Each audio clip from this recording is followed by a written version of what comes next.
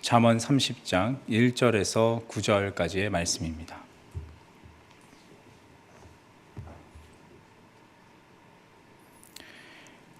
하나님의 말씀을 제가 봉독하겠습니다. 이 말씀은 야게의 아들 아굴의 잠언이니 그가 이디엘 곧 이디엘과 우갈에게 이른 것이니라. 나는 다른 사람에게 비하면 짐승이라. 내게는 사람의 총명이 있지 아니하니라. 나는 지혜를 배우지 못하였고 또 거룩하신 자를 아는 지식이 없거니와. 하늘에 올라갔다가 내려온 자가 누구인지, 바람을 그 장중에 모은 자가 누구인지, 물을 옷에 싼 자가 누구인지, 땅의 모든 끝을 정한 자가 누구인지, 그의 이름이 무엇인지, 그의 아들의 이름이 무엇인지 너는 아느냐? 하나님의 말씀을 다 순전하며 하나님은 그를 의지하는 자의 방패시니라. 너는 그의 말씀에 더하지 말라. 그가 너를 책망하시겠고 너는 거짓말하는 자가 될까 두려우니라. 내가 두 가지 일을 주께 구하였사오니 내가 죽기 전에 내게 거절하지 마시옵소서. 곧 헛된 것과 거짓말을 내게서 멀리하옵시며 나를 가난하게도 마옵시고 부하게도 마옵시고 오직 필요한 양식으로 나를 먹이시옵소서. 혹 내가 배불러서 하나님을 모른다 여호와가 누구냐 할까 하오며 혹 내가 가난하여 도둑질하고 내 하나님의 이름을 욕되게 할까 두려워함이니이다. 아멘. 설교를 준비하면서 흥미로운 설문 한 가지를 만나게 되었습니다. 우리 성도님들께서도 함께 해보시면 좋을 것 같습니다.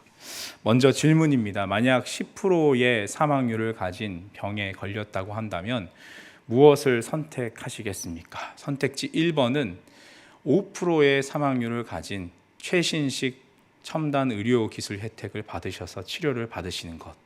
두 번째로 아무것도 하지 않는 것입니다. 두 가지 중에 한번 마음속으로 선택을 해보시기 바랍니다. 제가 잠깐 시간을 드리겠습니다. 선택하셨나요? 저는 그 중에서 아무것도 하지 않는다를 선택을 했습니다. 1번도 꽤 위험이 커 보이죠. 그래서 안전해 보이는 2번을 선택을 했는데요. 이 질문은 실제 있었던 대규모 심리 실험에서 가져온 겁니다. 저처럼 많은 사람들은 아무것도 하지 않는다라는 것을 선택했다고 하는데요. 건강 문제에 있어서 단 1%의 위험성도 우리에게는 크게 느껴지기 때문에 아무것도 선택하지 않는 쪽을 선택하는 사람들이 많다고 합니다. 재밌는 것은 만약 이런 결정을 나의 친구나 가족에게 조언의 형태로 한다고 한다면 이야기가 조금 다릅니다. 만약 여러분들의 친구나 가족이 이런 선택을 하게 된다면 어떤 것을 조언해 주시겠습니까? 많은 사람이 5%의 사망률을 가진 최첨단 치료를 받게 권한다는 것을 선택한다고 합니다. 이것은 정작 타인의 문제에 있어서는 지혜로운 선택과 조언을 해줄 수 있지만 나 자신의 문제에 있어서는 어리석은 선택을 하는 경우가 많다는 것을 보여주는 실험이었습니다. 이것을 솔로몬의 역설이라고 부릅니다. 요즘 새벽마다 계속해서 열왕기상의 솔로몬을 묵상하면서 이 지혜로운 솔로몬이 어떻게 하다가 이렇게 되었을까 참 안타까운 마음을 들면서 그것이 참 궁금해졌었는데 그러던 차에 이 솔로몬의 역설을 만나게 됐습니다. 솔로몬이 얼마나 지혜로운 왕이었습니까? 우리 성도님들께서도 다 잘 아시다시피 열왕기상 3장에 보시면 두 여인이 서로 자신의 아이라고 솔로몬에게 찾아와서 재판을 받고 있는 모습을 볼 수 있습니다. 이때 솔로몬은 칼을 가져오게 해서 이 아이를 잘라서 두 여성에게 나눠줘라 라는 섬뜩한 판결을 하죠. 저 같으면 만약 이런 상황이 있으면 진상조사회를 꾸려서 먼저 탐문부터 시작하고 좀 조사를 해봐라 하면서 결국 지혜로운 판결을 내지 못하고 왕의 권한으로 그냥 넘어가라 이런 결정을 할 수밖에 없을 것 같습니다. 그런데 우리의 솔로몬은 굉장히 지혜로운 판결을 내리고 있죠. 열왕기상 3장 28절을 보시면 온 이스라엘이 왕이 심리하여 판결함을 듣고 왕을 두려워하였으니 이는 하나님의 지혜가 그의 속에 있어 판결함을 봄이더라 라고 말합니다. 이 판결이 솔로몬의 지혜가 아니라 하나님께서 솔로몬에게 주신 지혜, 그 지혜로 판결한 것임을 모든 이스라엘에게 알게 해 주었습니다. 이를 통해 이스라엘 모든 사람들은 솔로몬 안에 하나님의 지혜가 있음을 모두 알게 되었습니다. 안 그래도 집권 초기여서 굉장히 불안정했을 터였을 텐데 하나님께서는 자연스럽게 이 사건을 통해서 하나님이 솔로몬과 함께 하신다라는 것을 이 지혜로운 판결을 통해서 보여주신 겁니다. 열왕기상 4장 32절에 보시면 솔로몬의 지혜로움이 또 등장하는데요. 그가 잠언 3,000가지를 말하였고 그의 노래는 1,005편이며 라고 되어 있습니다. 잠언 3,000개와 노래 1,005가지를 지을 정도면 얼마나 지혜롭겠습니까? 그리고 4장 34절에 보시면 많은 사람들이 솔로몬의 지혜를 듣기 위해 모여들기 시작했다라고 말합니다. 그리고 5장 14절에 보시면 최초의 3교대 근무가 솔로몬 때에 등장하는데요. 3만 명의 역군을 동원하는데 10,000명은 일하게 하고 나머지 20,000명은 쉬게 한 다음에 이것을 교대로 일하게 아주 효율적인 작업 방식을 솔로몬이 명령하는 모습을 볼 수 있습니다. 또 이스라엘의 중요한 경제 정책으로 무역업을 시작을 하게 되는데요. 열왕기상 10장 22절에 보시면 원래 이스라엘은 항해술이 발달한 나라가 아니었습니다. 그러나 두로 왕과 성전 건축을 하면서 지혜로운 솔로몬 왕은 아주 뛰어난 항해술을 가진 두로의 기술을 벤치마킹해서 이스라엘에게도 적용합니다. 그래서 이것은 이스라엘의 중요한 경제의 원동력이 되었는데요. 이것을 통해 많은 이익을 얻게 되었습니다. 이처럼 솔로몬은 하나님께서 주신 지혜로 그 누구보다 뛰어난 부와 명예를 가질 수 있었고 이스라엘 백성들도 잘 다스렸습니다. 그런데 솔로몬의 역설, 정작 자신의 문제에 있어서는 어리석은 판결을 내리고 있었습니다.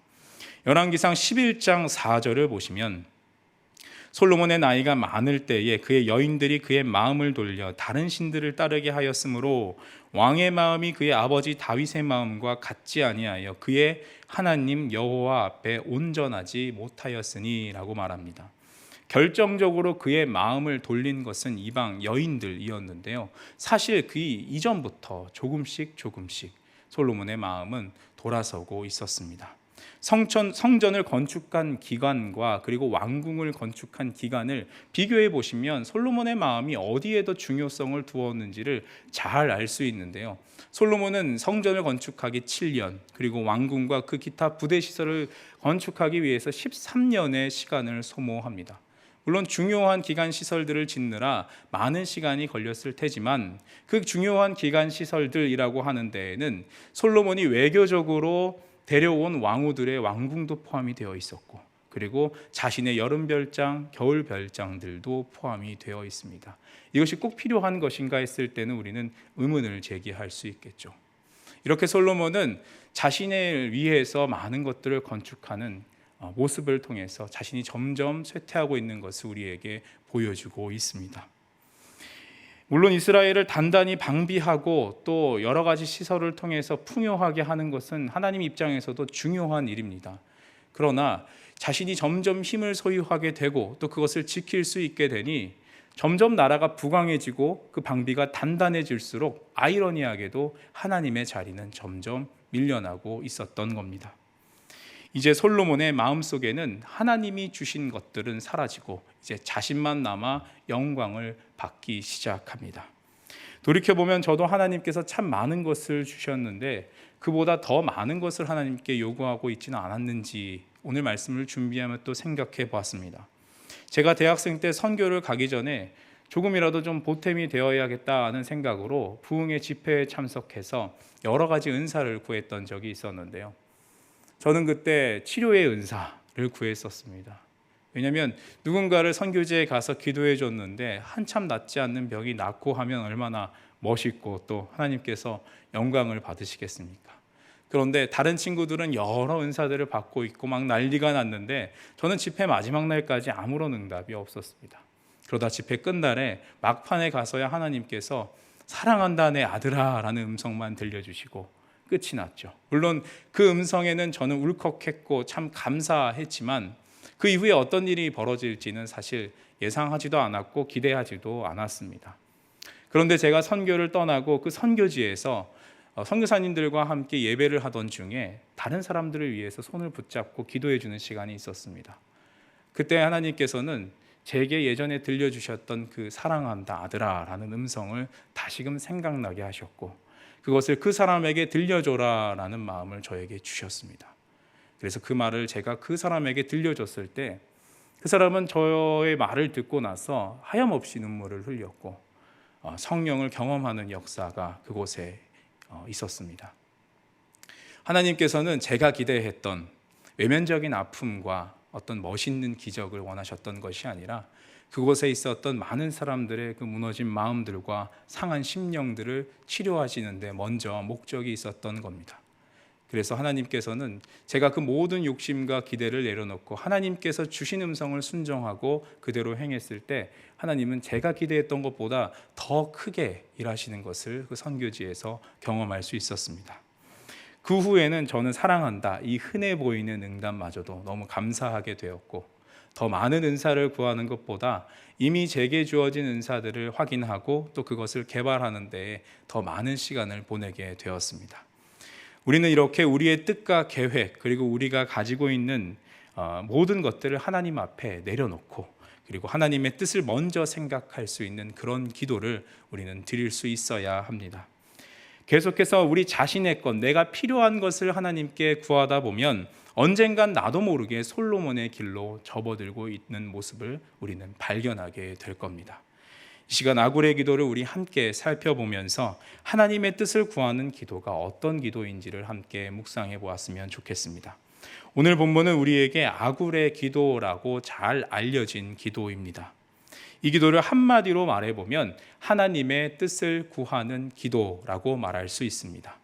왜냐하면 아굴은 이방인 지혜자였지만 자신의 지혜를 높이 여기지 않고 겸손하게 하나님께 뜻을 구하는 기도를 드렸던 사람이기 때문입니다. 보통 지혜자는 잠언과 같은 경언집을 자기가 편찬을 할 때 자기를 한껏 높여서 꽤 신뢰할 만한 사람이다라는 것을 표현을 하는데요. 왜냐하면 그렇게 해야만 사람들은 그 격언집의 지혜를 듣기 때문에 그렇습니다. 그런데 오늘 이 아굴 지혜자는 자신을 한껏 낮춰서 자신을 표현하고 있습니다. 2절과 3절을 한번 다시 보겠습니다. 2절입니다. 나는 다른 사람에게 비하면 짐승이라. 내게는 사람의 총명이 있지 아니하니라. 나는 지혜를 배우지 못하였고 또 거룩한 자를 아는 지식이 없느니라. 아굴은 2절과 3절에서 자신을 짐승에 빗대면서 하나님을 아는 지식이 없음을 겸손하게 말하고 있습니다. 왜 하필 많은 것들 중에서 짐승에 자신을 빗대었을까요? 그것은 자신의 본능만을 쫓는 이기적이고 욕심만 있는 그 짐승의 마음이 바로 자신의 마음과 같았기 때문에 자신을 짐승에 빗대어서 표현을 했던 겁니다. 자신의 이기적인 본능, 죄된 습성을 자신의 본능 삼아서 행동할 수밖에 없는 나는 어리석고 교만한 사람입니다 라는 고백을 하고 있는 것입니다. 바울도 자신을 이와 같이 비슷하게 표현하기도 했죠. 자신을 죄인 중에 괴수, 괴물이라고 표현을 했습니다. 하나님 말씀 앞에서는 이렇게 당대의 지혜자도 또 바울과 같은 훌륭한 사람들도 다 겸손한 죄인일 뿐입니다. 우리가 항상 겸손해야 할 이유가 바로 여기에 있는 겁니다.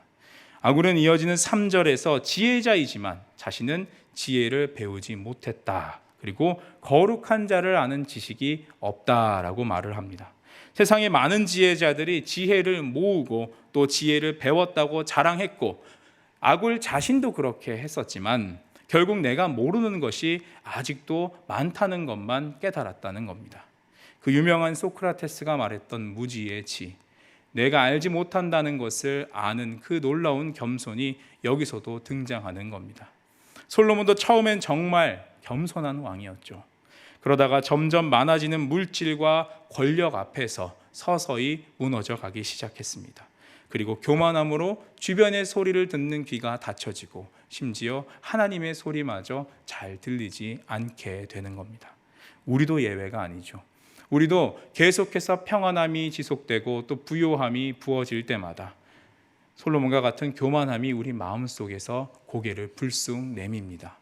내가 가진 것들은 하나님이 주신 것이 아니라 나의 것, 내가 이룬 것, 그리고 계속 더 나은 것을 욕심내게 되는 겁니다.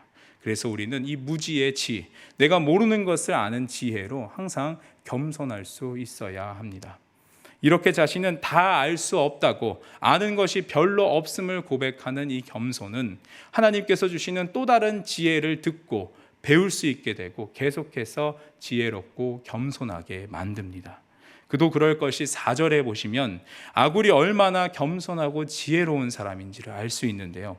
2절과 3절에서는 자신이 지혜에 대해서 잘 모른다고 말을 했지만 4절에 보시면 그렇게 모르는 사람이 아님을 우리는 알 수 있습니다. 4절을 읽겠습니다.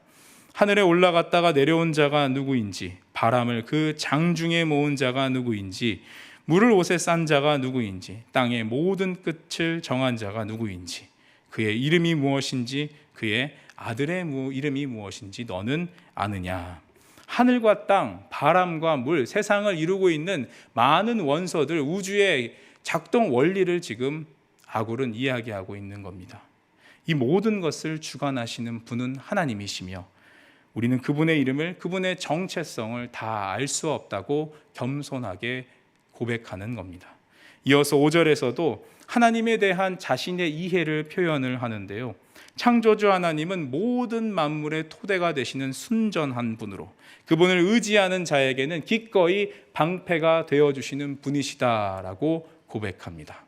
아굴에게는 창조주 하나님과 바로 그분이 나의 방패 되시고 보호자 되심을 믿는 것이 바로 겸손한 지혜자가 되는 비결이었던 것입니다. 이제 이런 서론적인 기도가 끝나고 나서 본격적으로 아굴의 기도가 등장하는데요. 30장 7절을 우리 함께 다 같이 읽어보겠습니다. 30장 7절입니다. 내가 두 가지 일을 주께 구하였사오니 나의 죽기 전에 주시옵소서. 아굴은 내가 두 가지 일을 주께 구하였사오니 하는 현재 완료 형태를 씀으로써 지금 당장 이 기도가 갑자기 생각난 기도가 아니고 예전부터 지금까지 계속해서 드렸던 기도임을 우리에게 말해줍니다. 잠언엔 많은 신앙생활에 대한 교훈들과 또 기도에 대한 교훈들이 있는데요. 이 아굴의 기도문 같이 완벽한 기도문의 형태로 실려 있는 것이 많지 않습니다. 그렇기 때문에 오늘 기도문을 잘 보셨다가 기도가 잘 안 나올 때 혹은 기도하기 힘드신 분이 있다면 기도를 소개시켜 주시면 신앙생활에 참 많은 도움이 될 것 같습니다. 이 기도문은 두 가지를 크게 간구합니다. 먼저는 하나님이 순전하신 분이십니다 라고 고백했던 것처럼 나도 그런 순전한 하나님처럼 순전하게 하옵소서라고 하나님께 간구합니다.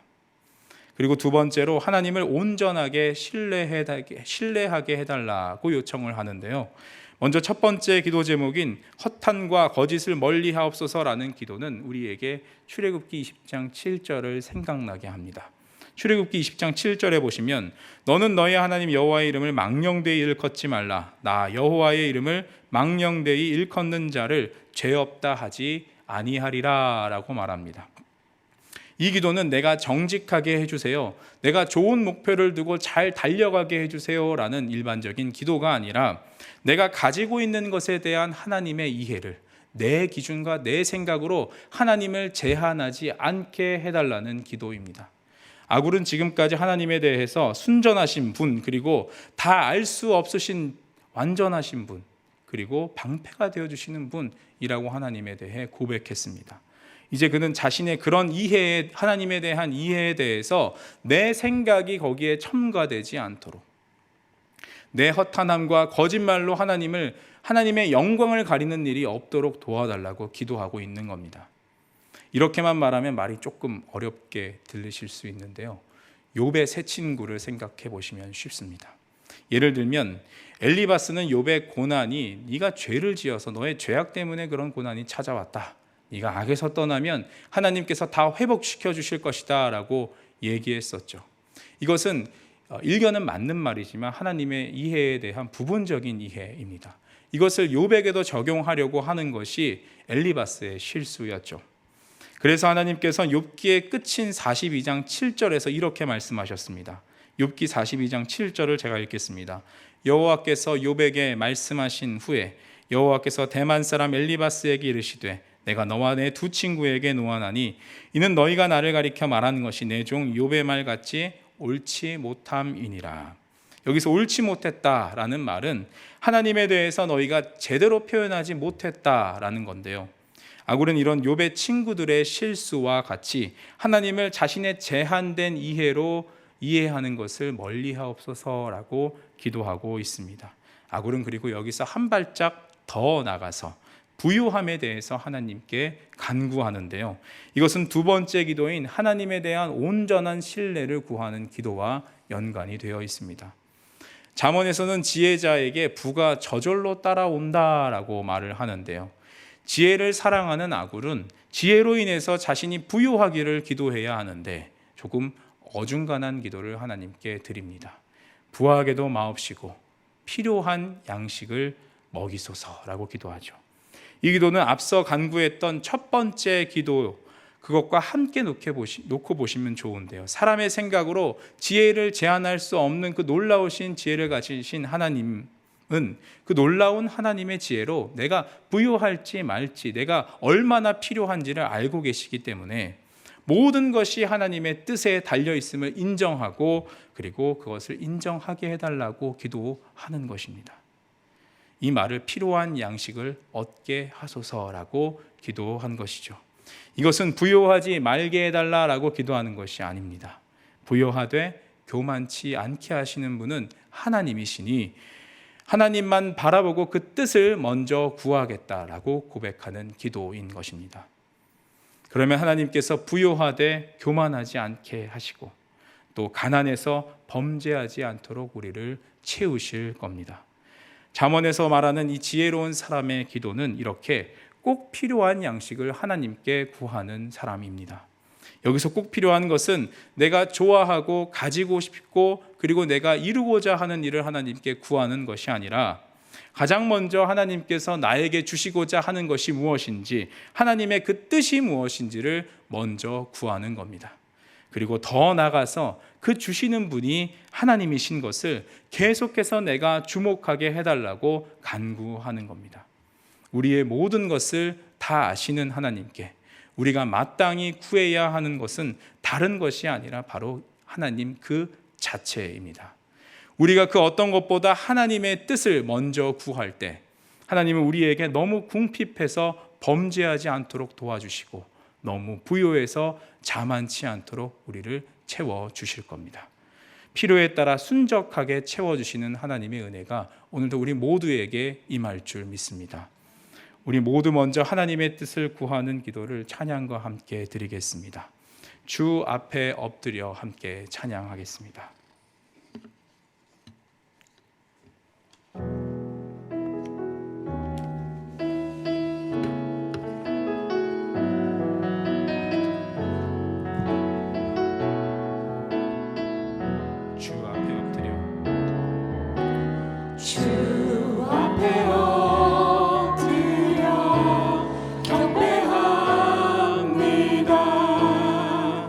오직 주께